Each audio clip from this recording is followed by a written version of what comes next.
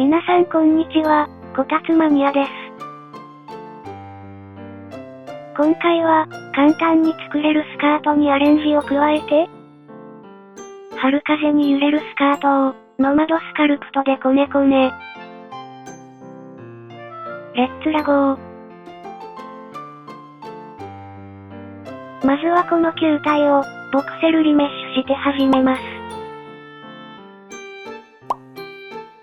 今回も解像度はすべて、300と設定しますよ。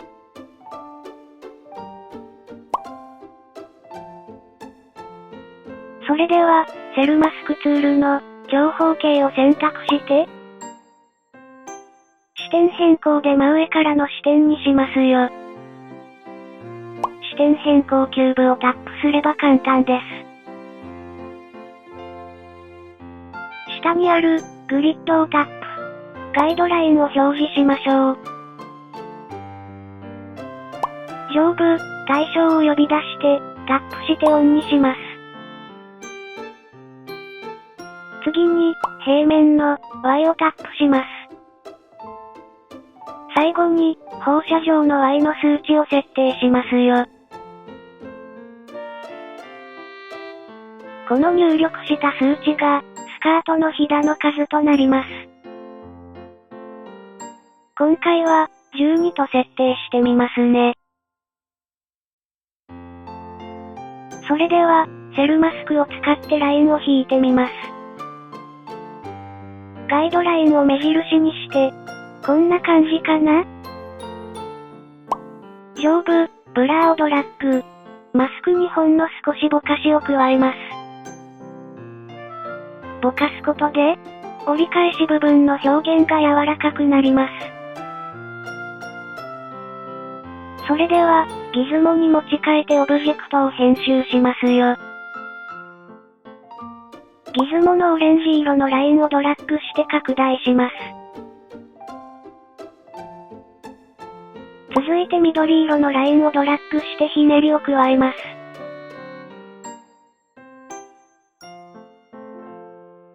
上部、すべてクリアをタップしてマスクを削除します。スムーズツールを使って、エッジを滑らかにしましょう。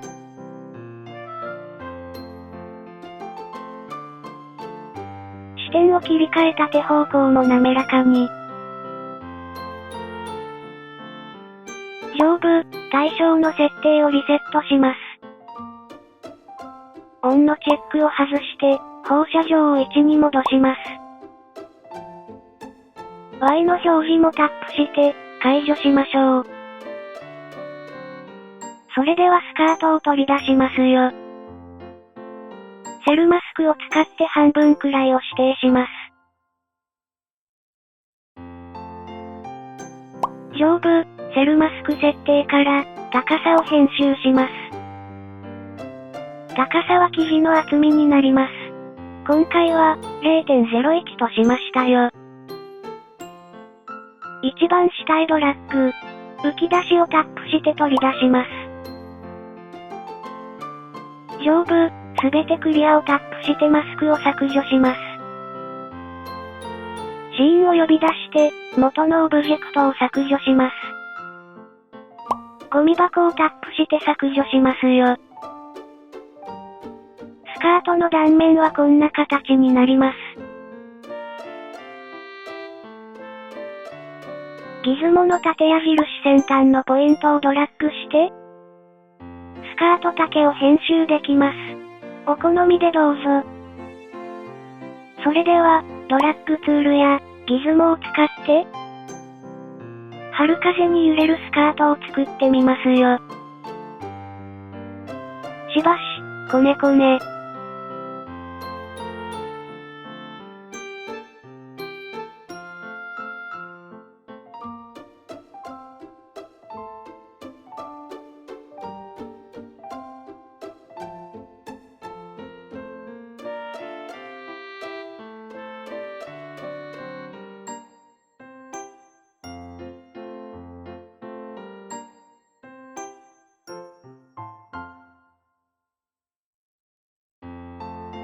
ウエストベルトを取り付けてみますよ。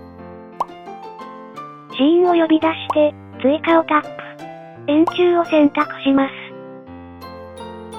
プリミティブの、ポスト分割を2に設定しました。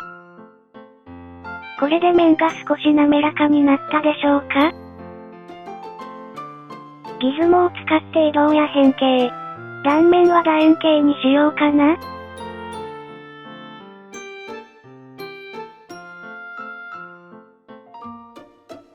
形や場所が決まったら、クローンを使ってコピーします。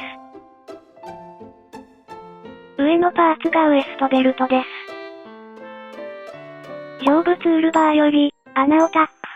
ベルトの形にしますよ。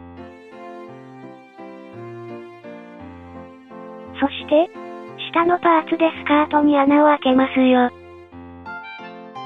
パーツを選択して、リメッシュします。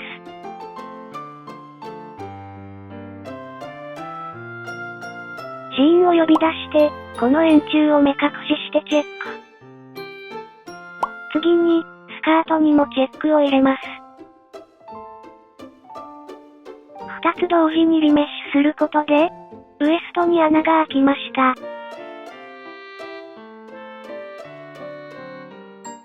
それではウエストベルトを組み合わせます。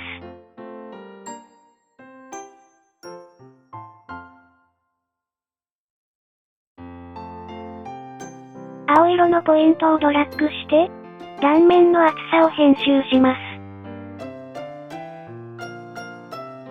春風に揺れるスカート。出来上がりはこんな感じです。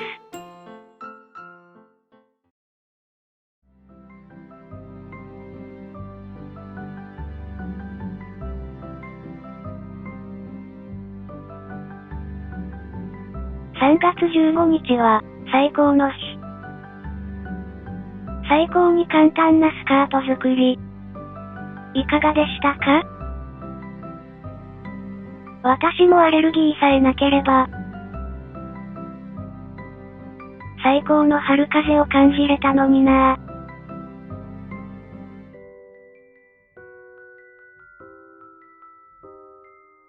お粗末様でした。